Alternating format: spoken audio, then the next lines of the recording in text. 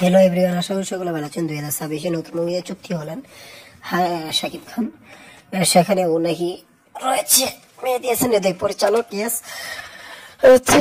শুনতে মানে শুরুতেই শুনলাম জাহিদ ইসলাম যিনি বরবাদে রয়েছেন, শুটিং করেছেন, সে জানান এই বিষয়টি যে 2026 সালে ঈদ উল ফিতর মেহেদী হাসান হৃদয়কে দিয়ে ফেলেছেন এবং এতটা সুন্দর হয়েছে, এতটা স্কিন হয়েছে, এতটা প্রেজেন্টেশন হয়েছে, যেটা খুবই মারাত্মক ধরনের।